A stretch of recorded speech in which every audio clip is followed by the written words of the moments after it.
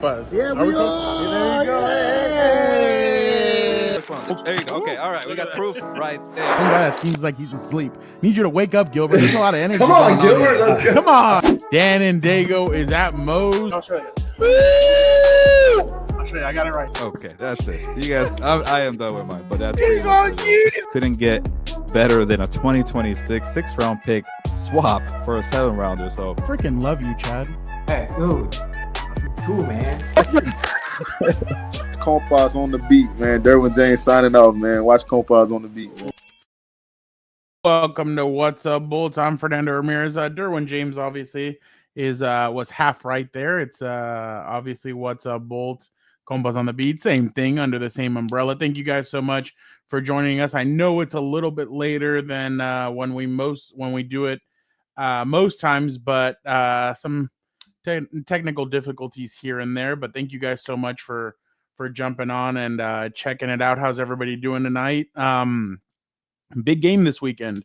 Big game against the Indianapolis Colts. The Colts are coming in 5-1. I don't think anybody but one man would have predicted that the Colts would be this good right now. There was one individual that before the season got laughed at by Gilberto. He told him, "Hey, I have the Colts winning the division." And Gilberto laughed at him. And this individual said, "You can laugh at me all you want, but I believe in Shane Steichen." He doesn't believe in Danny Dimes, but he believes in Shane Steichen and what he kind of likes to run and everything. So that individual is here. That individual is ready. That individual is Dan and Dago. Gilberto loves laughing at me until I'm right, because all of a sudden he's like, no. I never laughed. I never said that. And all of a sudden he has a rare case of amnesia. Brett, I'm surprised you're still up 10 p.m. Oh, my goodness, I'd be asleep. Yeah, so definitely it should be a good one this weekend. Obviously, like I mentioned, the Colts got some juice. They really feel good about themselves. I'm sure they feel like they're playing good football. I'm sure they think that they should be 6-0. Especially after the game that they had against the Rams. I'm sure they feel like they should be in a better spot, but they're still in a good spot. They're playing good football right now, so I'm sure they're definitely excited about what they're cooking up and everything. But Dan, just your impression so far of the Colts. I think the biggest thing, you stop Jonathan Taylor. You got to make Danny Dimes beat you, in my opinion. You got to stack the box. Make sure you, run to the football. Can't have any loafs out there. You got to make sure everybody is swarming to Jonathan Taylor. That way, every time he gets hit, he's going to want to think twice about getting up there. And then he's going to get tired in the second half if you're able to stuff him. Because, again, my whole thing is, when it comes to these type of teams, right, you gotta shut down their best player and make something or someone else beat you, right? You shut down Jonathan Taylor and Danny Dimes beat you, it is what it is. You're gonna live with it. But you cannot let this guy just run downhill, get it big explosive plays. And again, it's demoralizing to a defense when you know it's coming and you can't stop it. So I think to me, that's like the biggest thing. And obviously every week offensively, the biggest thing is sustaining drives and offensive line play. Nothing else matters. So we'll see what happens there. Well, if you look at it, Jonathan Taylor is coming off a big game against the Cardinals. He had 21 carries, 123, 1 touchdown. Against the Raiders, 17 carries 2 weeks ago, 66 yards and 3 touchdowns. He had a 3-touchdown performance against the Titans as well, where he had 17 carries, 102 yards, 3 touchdowns. His big game this year was against the Broncos. He had 25 carries for 165. So it's so funny against the Broncos. Well, the Titans have a good defensive front, and the Cardinals, who their head coach is a defensive guy, they didn't have that good. Or he had great games against the Dolphins, against the Rams, and against the Raiders. He had less than 80 yards. So it just goes to show you how different the NFL is. But He's at right now. He's he has carried the ball 115 times for 603. He's averaging 5.2 yards a carry, which obviously does not bode well for a Chargers team that has just given up. They gave up 128 yards and 2 touchdowns to Achin, and then the week before that to rookie 7th round pick. Yeah, to the Commanders. To the Commanders, making them look like Jamaree Lawrence Don Reagan's out there. Jamaree Croskett married, had 14 carries, 111, 2 touchdowns. So, and then even the week before that, they had a matchup against Bo Scadaboo, and even Bo kind of went at them, and both of them, him and what's that? Jackson Dart. They both went at the Chargers. I was about to call him a clown. Scadaboo had 25 carries for 179. Jackson Dart had 10 carries for 54 and a touchdown. So the Chargers have struggled against the run, especially as of late. So the thing is I'm really interested to see what way the Chargers are going to attack the Colts this week, offensive or defensively, because obviously the Colts feature some good receivers on their team. They have Michael Pittman, former USC guy. I'm sure he's going to have a bunch of family there at the game. They have Josh Downs, who's one of the best slot receivers in the NFL. He's very fast, very shifty. He did not practice, though, on Wednesday with a concussion. Ashton Dolan, another receiver that they've liked, didn't practice, a chest injury. And then Charvarius Ward, cornerback, concussion, did not play or did not practice either. So that's going to be something to keep an eye out on both of them. But today, Dan, the Chargers got very good news, and this might help against Jonathan Taylor. Well, there's 2 big things. One, linebacker Denzel Perryman was a full practice, that ankle injury that he suffered during the Chiefs game. So he was a full participant. That should help. The other one was the Chargers opened the window for linebacker Khalil Mack. His 21-day window has officially been opened, and the media asked Jim Harbaugh about it, and this is what Jim had to say. Yeah, it'd be big when he's able to come back, and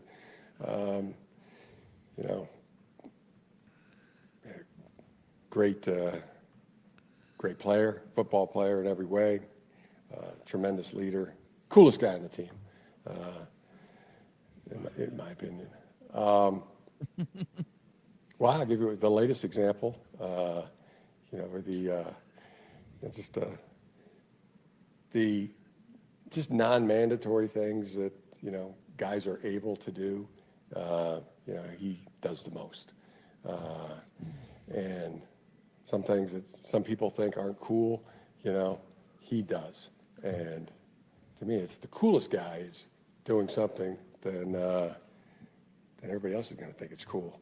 And it's pretty cool to watch other people, do what he does, and try to understand that if it's working for Khalil, then it's got a good chance to work for them. So, Dan, before I get your thoughts on that, Charlie, that I know there's pictures circulating on social media. I would take them with a grain of salt. Obviously, we in the media are only allowed to watch the first 15 minutes of practice, which is usually individuals. Herbert is with the quarterbacks and the quarterback coaches. Maybe they come over and do some handoffs with the running backs, or he throws the receivers or tight ends. It's usually, we don't get to see any of that stuff. So, I mean, yeah, I'm sure there's pictures out there, but I wouldn't read too much into it until Jim Harbaugh says it, or until you see it on the field of that happening. So I know people like to grab pictures and go through. By the way, shout out to Chargers Photography. I love those guys. Those guys are awesome.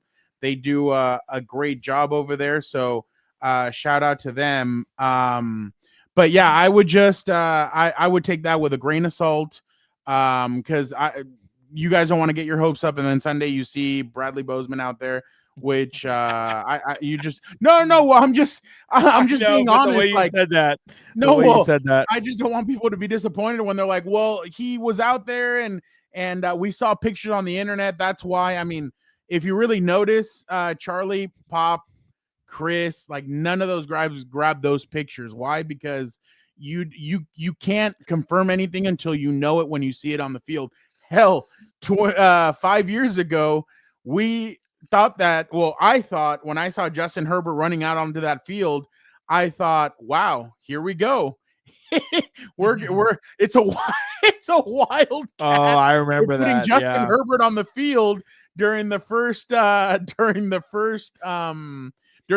drive, and let's see what he can do to the Chiefs until they finally told us, hey, no, he has a punctured lung. You're like, ooh, poor.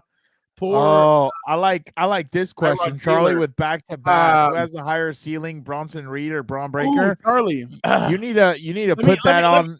Let me try. Tsunami. You need to put that on the regular Compas channel. That could be a whole segment, actually. I love when Wade Barrett goes tsunami.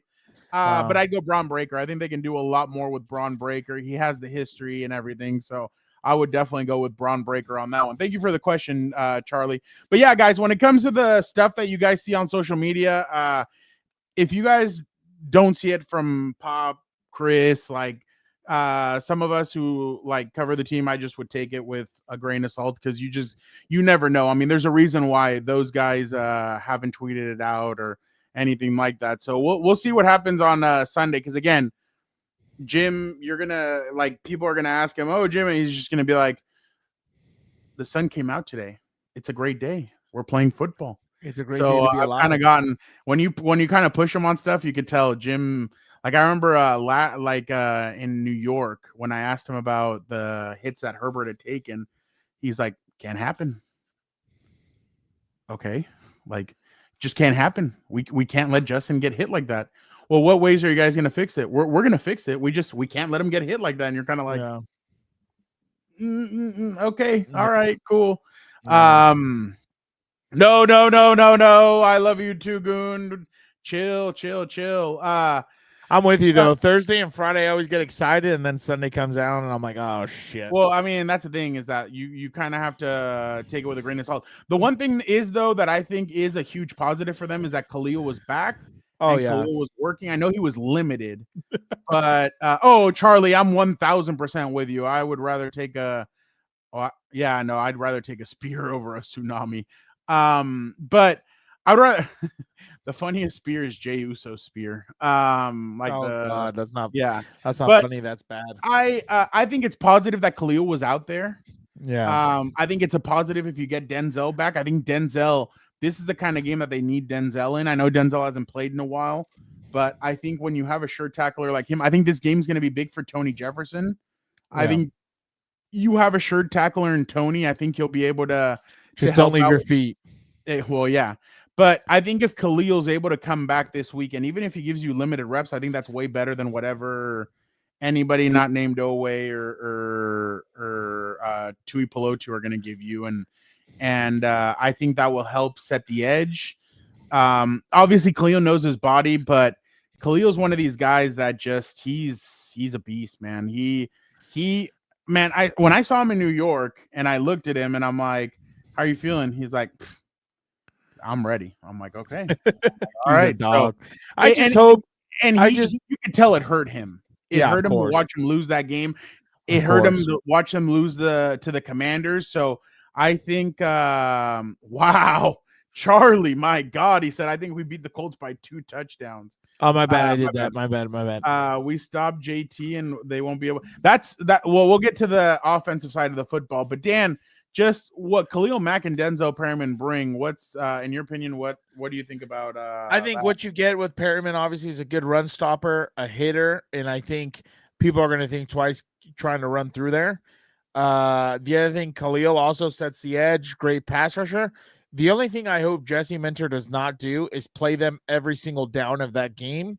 Yeah. And, I've kind of said this before, when it comes to these type of vets, those are the guys you need to put in on certain situations. third downs or for Perryman first down or short yardage or whatever you need, but you need to kind of limit their reps because, again, they're coming back from injury. Obviously, Perryman hasn't played in a lot of games. Khalil's missed, I think, 2 or 3 games. So the last thing you want to do is rush it back and make something worse. So I really, again, it just kind of goes to what we've been talking about in the sense that these young guys have got to step up. Thule's got to step up. These defensive linemen have to step up. I would say Bud Dupree, but we've kind of seen that writing on the wall right there. And that's the biggest thing. Like, you have to make adjustments to your philosophy or maybe not your philosophy, but to what you're trying to accomplish and do. Because, again, you're not getting pass rush. You can't just let them sit back there because you're not getting a pass rush and just stay in your regular zones. Like, you have to, do something to kind of make adjustments to that. So 100%, it's going to be interesting to see those guys back out there. And more importantly, in my opinion, it does something to the psyche where it's like everyone might have been sulking, feeling sorry for themselves. Oh, we got all these guys hurt. Then you have 2 great leaders coming back, and you're like, okay, now we're going to play with a little more rhythm and a little more juice. So let's see what happens on Sunday. The other day, Dan, Gilbert, and you guys know, Gilbert's a pretty he's a pretty negative person when it comes to certain things, right? But Gilbert was saying on the show, Dan, on Lunas Live, he's like, Charger fans just need to hold on. Like, you just need to hold on a little bit, and these guys are going to come back. Guys are going to start coming back once Joe Alt comes back. Once some of these guys come back, things are going to change for the Chargers. I told Gilbert, I think they're more like the team that beat the Chiefs than they are the team that lost those 2 games in a row. And again, the big part about this weekend, Dan, that not a lot of people are emphasizing, this is an AFC matchup. You lost 2 NFC matchups. That's all right. You won the AFC matchup of last week. Now you're 4-0. I believe the Colts are 5-0. They're undefeated in the AFC as well. There's only 3 teams undefeated in the AFC. Undefeated when it comes to beating the conference. That's the Steelers, the Chargers, and the Colts. So this game this weekend's a big one. I think if the Chargers win, they hop over them in the standings, which would be great. You keep one more game ahead of some other teams. But it's just a big game for that reason. And then another reason is everybody believes that the Colts are now a really good team. So people think that you've fallen off. I know they saw the heroics from Justin Herbert last week.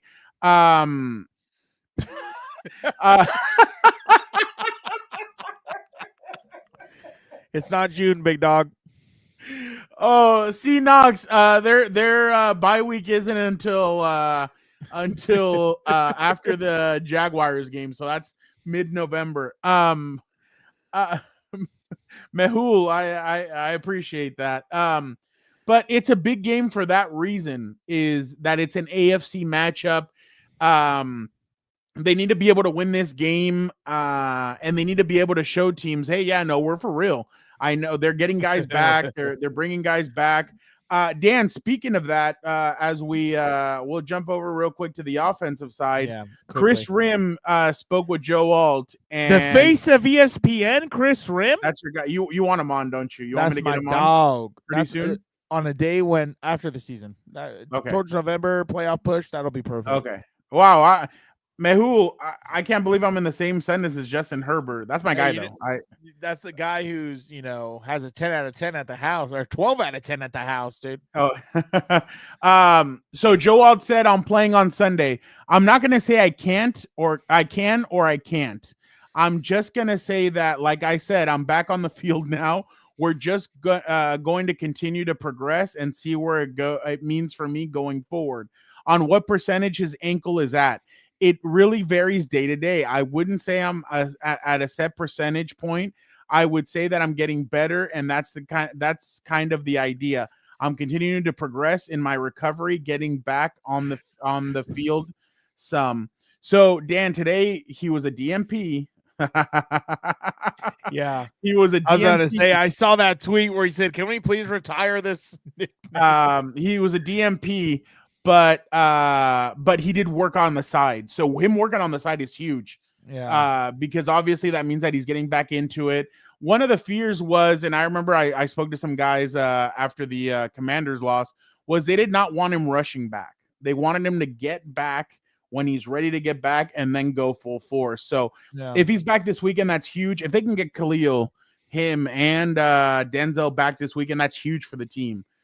But they're going to take it easy. That's the one thing you have to give a lot of credit to for when it comes to Jim Harbaugh and his staff is that they take things slowly. They don't let guys just rush back. So that's definitely huge for him moving forward. It's something that you're going to have to monitor in the next 2 days, see where he's at. But real quick, one of the guys that seems to be making a lot of noise lately is Trey Harris, Dan. And I get it. Trey Harris right now only has, I think, 4 catches on the season, but it's not about his catches that are making him kind of stand out. It's the stuff that he's doing. Blocking. Like, is he blocking? And yeah. And Dan, remember a certain former running back / If you receiver did not block, wait, what? But what did a certain, he said those guys are just supposed to catch the ball and look fancy. Oh yeah, Sir Eric, that horse manure he keeps saying. I thought So you meant watch Trey Harris on this play. Okay, let's see this.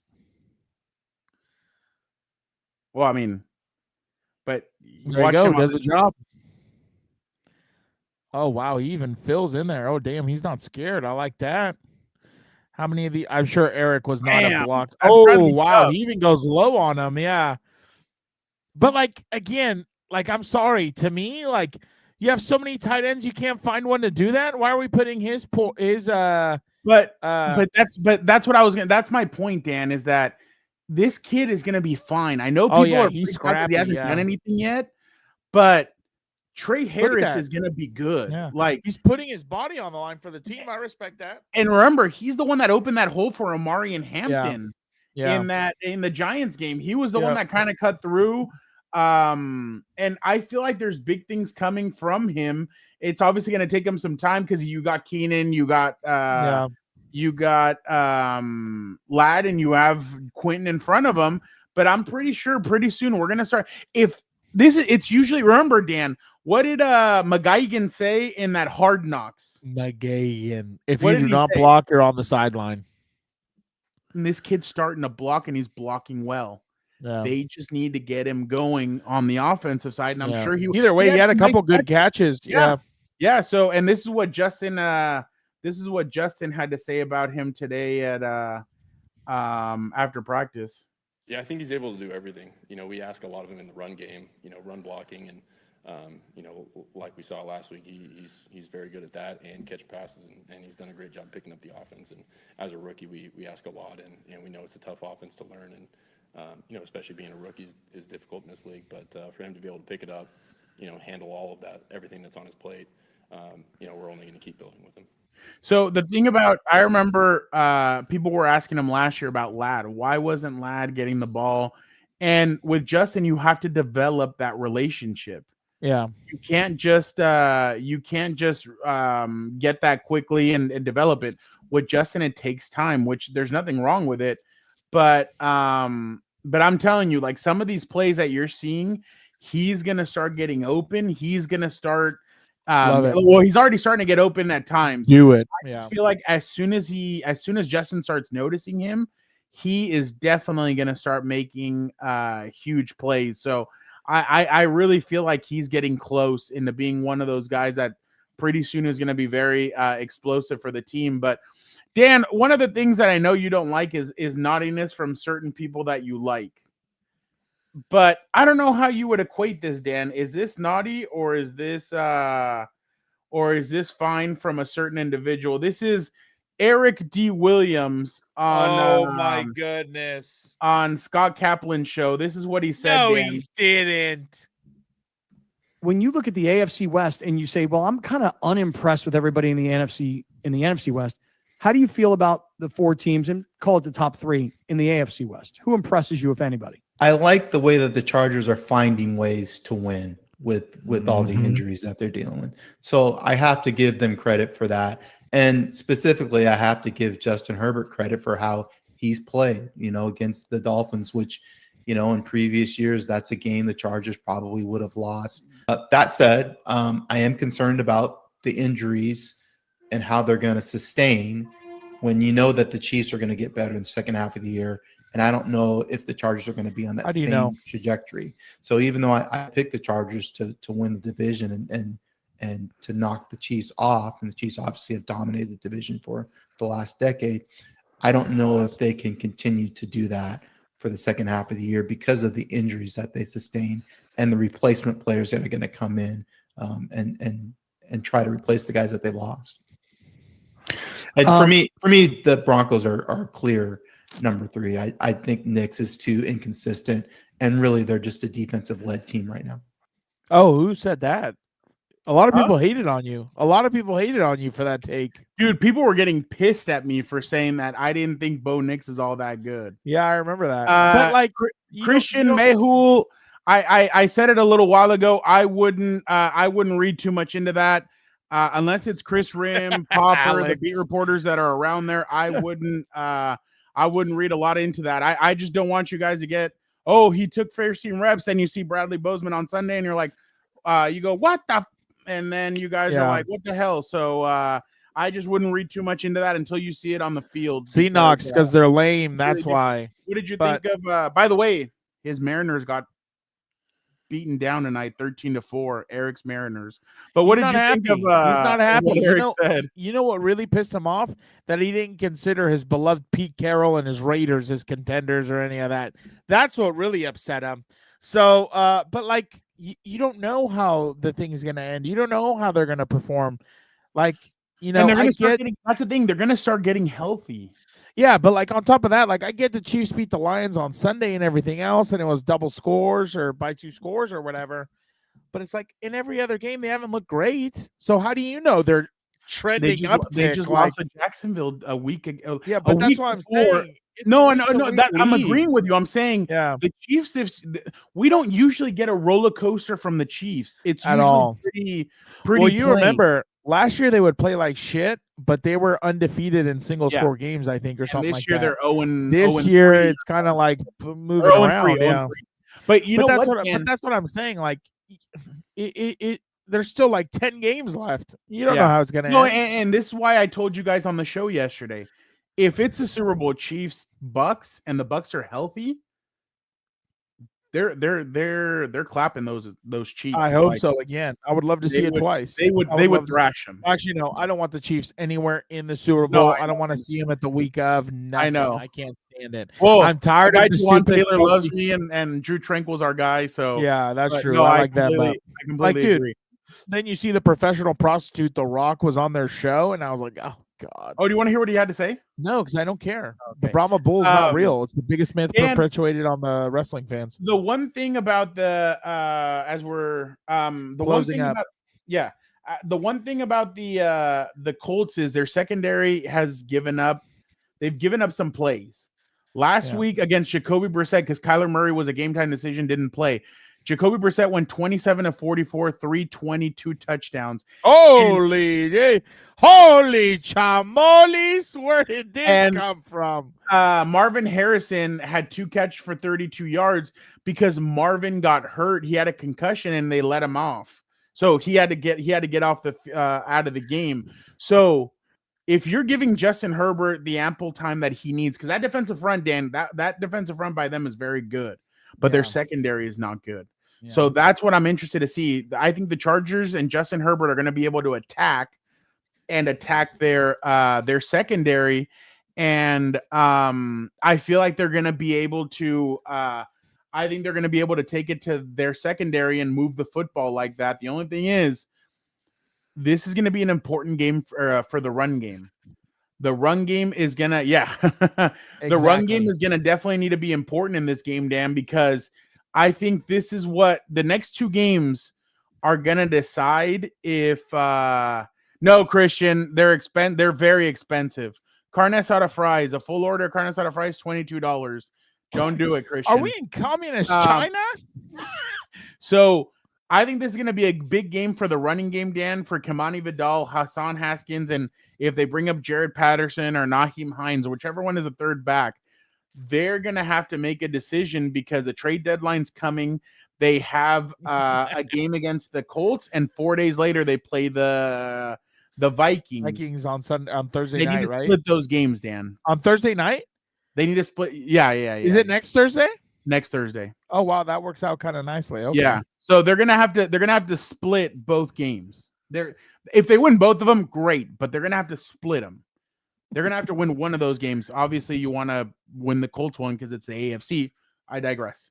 But this is gonna be a huge game for Kamani Vidal and for those guys because I still believe. I know Kamani had a great game on Sunday.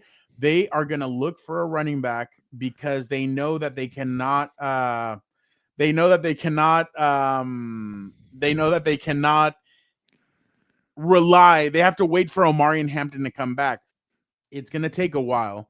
So you're going to need a running back that's going to be able to keep up and keep you going while you're waiting for him to come back. And hell, let's just say you end up getting a Breece Hall or a Tony Pollard or one of these guys. And then you bring Omarion back and you have a 2-back system that really works with Kamani behind them. What better way for them? Haywood, Lincoln, man. Lincoln, what? Lincoln. What? They just had baby. Went to Oregon, right? What'd you say? What's his name? Son just went to Oregon, right? Yeah. Achilles Smith Jr. Yeah. You know, it's funny. Achilles used to be Dan's high school coaches. Quarterback coach. A quarterback coach. So Achilles was always he was always nice. Nice to me. He was and that's all that matters, Fernando. If they were nice to you. But yeah, so definitely we'll see what happens. I don't know. I don't even know what that means. I'm not even going to answer that. I don't know what that is. Yeah. So obviously huge implications for this weekend. This is going to have to win. This has to be a game where they protect Justin Herbert. This has to be a game where they're able to move the football. They're able to score with the Colts. I'm not saying you have to completely stop Jonathan Taylor because that's almost impossible. You're going to have to slow him down. But you get him under 100 yards. The thing is, they gave the 3 running backs that they faced recently, all 3 of them have had big gains. You cannot let that happen because if not, they're just going to tear you apart, and that's what they're looking to do. And they have a good offensive line as well. Their interior of that offensive line is very, very good. So I'm interested to see how Tier Tart is going to handle playing them. So I think what the Chargers are going to need to do is play keep away a little bit when they have the ball and kind of have those long drives and sustain long drives. And we'll see how they're able to do that this weekend. But a couple of final things, Dan. This is what Shane Steichen had to say today. Friend of the show. We love Shane. Shane's a great guy. Out. Return my time. This is what he had to say about this season. I think the biggest thing I've learned is that, they're playing together and there's a lot of belief in that locker room. And I think our preparation and our process, sticking to that every day and just believing in one another, you know what I mean? It's not chasing the results, it's chasing improvement. And that's what we're after every day, is chasing the improvement of getting better and not worrying about tomorrow, but we're worrying about here and right now. Another guy that we haven't even mentioned, Dan, that they're going to have to look at is Ty Warren. That tight end is really good. Oh, yeah. But the good part is, seriously, you have the tight end stopper with Derwin James. So he's leading, I think, all tight ends in yards. He has 29 catches, 370, 2 touchdowns. He leads their team as well. Michael Pittman, 28 catches, 293. Michael Pittman is a very aggressive, very big, lengthy receiver who's going to use his body. He has 4 touchdowns. That's because he uses his body well in the red zone, in the end zone, and he's able to do stuff. Alec Pierce, obviously another shifty, Ladd McConkey-esque kind of receiver, 219 on 11 catches. That means he's averaging almost 20 yards a catch. He's more their down the field kind of receiver that they like to go to.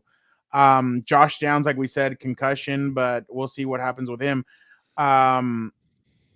Adonai Mitchell, the rookie out of Texas, I'm sure he's not happy about going to SoFi, Dan, against the Rams. He was the one that dropped that ball going into the end zone before he reached it, and it was a touchback. And then he's the one that on a Jonathan Taylor 60-yard touchdown to kind of put the game away, he had a holding call that was that brought the ball all the way back. So I'm sure he's not happy about coming back to SoFi. here, Yeah. But yeah, they have a good defense. Zaire Franklin, Dan, I don't know if you remember during the offseason, he was basically saying that he thought Justin Herbert was mid. Basically, Yeah, isn't he a linebacker or something? Yeah, so he was Yeah. basically saying he thought Justin Herbert He's gonna was find out. He's gonna find out. We'll see. But how like they, that's the thing, right? Like, you know, someone said they've played garbage teams or whatever, but I mean, they're playing right now really well. They're winning. Yeah, no, because so they believe. So they have Tyquan Lewis, a defensive end. He has 3 sacks on the year. Yeah. Kwity Paye is the guy from Michigan that had a torn Achilles or ACL coming out of college. So he was coached by Jim Harbaugh. He has 3 sacks. Yeah. What's his name? We all know DeForest Buckner. DeForest Buckner will cause havoc. Dan, another one.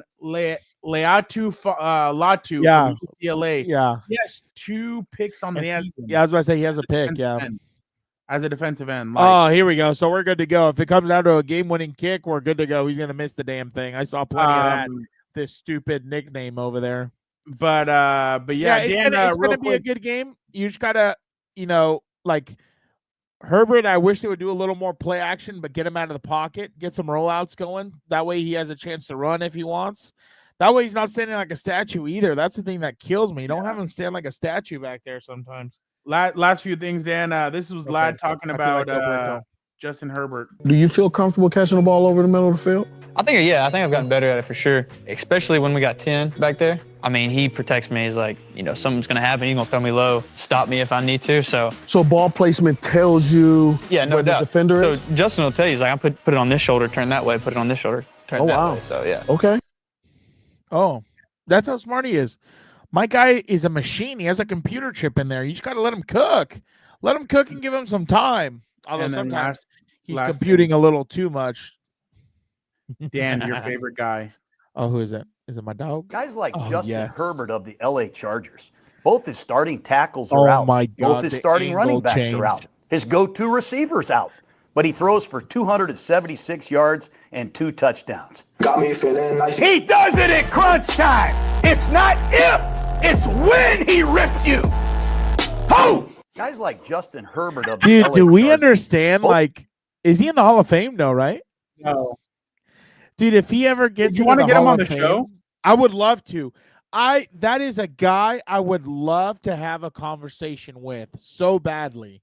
And I would love to talk to him. I mean, obviously it depends because I mean you guys are the professionals, but I got a t-shirt that says journalism, so I guess that counts nowadays. I don't know. But like, could you imagine you have to explain, like, imagine a Tampa Bay fan, well, you know, I guess someone's grandson who saw him win the Super Bowl is going to come up to him and be like, hey, grandpa, did you see this guy? He's hilarious on TikTok. He's so funny, da-da-da-da. And he's like, well, shit fire, son. That was the guy who won a Super Bowl. This guy was a coach. There's no way. He's yelling nicey and doing all this stuff. So that's absolutely. How are you going to explain that to people? You know what I mean? By the way, Myles That's Garrett funny, was Alex. asked about the top 5 quarterbacks in the NFL. Top 5 list, top 10 list. He always looks like he's in pain. Like you decided to stay, Pat dude. will be on there. Listen to what he got. Ben will be on there. Brady Ben will be who? on there. Tom Brady. Ben Roethlisberger. Listen. Let's see. I think one day Herbert will be in there. There you go. He's going to be a Hall of Famer one day. But after that, I don't know. I don't remember all the names I sacked. I'm just worried about the next one. That was kind of a pretty shitty list. If that was of all time, that's a pretty shitty Oh, list. it's Tom Brady, Ben Roethlisberger. No, I think the top quarterbacks that he sacked. Oh, sacked. Okay, okay. Oh, okay. I was like hearing that, and I was like, "Wow, he got to sack Brady." Not a lot of people get to do that. Damn. I hope. Or remember Joey in the NFC in the playoffs, 2018. He goes, "Hey, he's like, hang on to the "Damn, ball. Let me try and get you." Yeah. But I thought that was funny. This is a clip that everybody's talking about, Dan, that got deleted off of Chargers.com.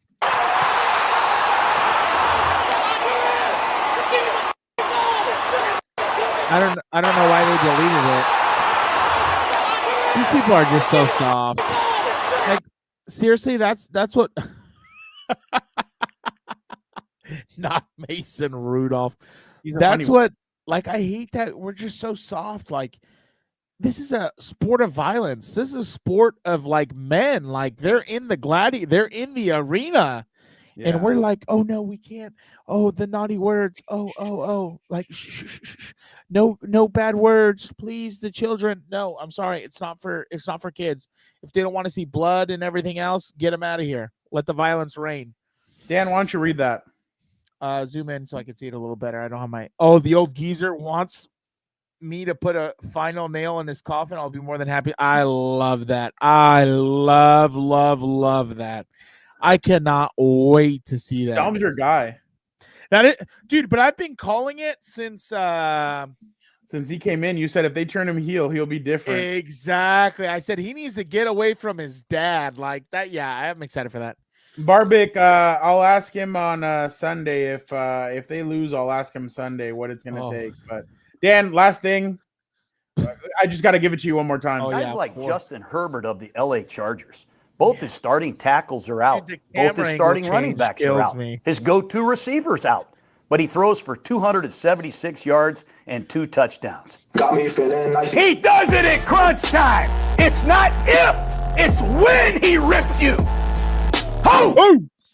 Dude, you can tell he knows when the beat drop's coming and he times it up. He knows when the zoom in happens and he makes the face. Oh my goodness. Did you see the Brian Branch thing or no? I saw him punching wasn't it an offensive lineman? No, so watch this. I saw him punch somebody, but like why not cut out the middleman? Go punch Mahomes. Go punch Kelsey. That's what I would have gone to go punch. Yeah, and then I heard that Andy Reid was like, I will give anyone $100,000 that can prove the refs favored us. Oh, shut the fuck up, Andy Reid. Shut the fuck up. We all have eyes. It's like, get out of here, dude. Oh, shout out Haywood Jablomi. Have fun at the Vikings game. What? He's going to the Vikings game. Oh. War games, I don't know, Alex. It looked pretty expensive last time I think we looked, so I don't know. I don't know if I'll be a Oh, yeah, he punched Juju. Like, come on, dude. He punched Juju. I get he's annoying, but you want to beat the shit out of someone, beat the shit out of Mahomes.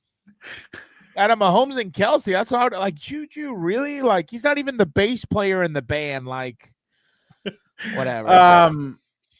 Alex, I will be going to War Games. I'm trying to get Dan there. We'll see what. Yeah, I don't know. I don't know if they got me feeling nicey. Oh. Dan might be going to John Cena's last match. Maybe we'll see. I still don't know. All right, I appreciate everybody. Show. Dan, you have the Chargers winning this weekend. Of course I do. What kind of person would I be if I doubted? Okay, I've already gone through this much hell. We'll see what happens. Guys, do not forget. God bless. No, Brett. Cardi B is not hosting that shit. Again, don't forget this Sunday, it's a 105 game, so we'll probably start at about 5. Hopefully there's no overtime. It happens during the regular time. I'll go down to the locker room, come back up. We will shoot the episode. So probably be here around 5:15 on Sunday. So that we can get because we're gonna jump on live. I'll tell you guys what I heard in the locker room. And yeah, we'll do that. So Sunday, don't forget to check out everything else on Compas on the Beat. We will be back on Sunday. Monday, don't forget Lunes Live. We love when all you guys jump in and we all start talking. Bring up that Bronson Reed question, whoever asked that on Tuesday. Okay, I will. Monday for you guys. Yeah, I'll ask Gilbert. It's a doubleheader on Monday again. Oh God. But okay, thank you guys so much. You guys are the best. We'll be back Sunday, so don't forget to hit the notification button so you guys know. Dan, what should the folks be doing? Smash the like button, be a friend, tell a friend. Sorry. Be a compa, tell a compa, like, comment, subscribe. And don't forget, we'll never find out why John Cena became The Rock's bitch.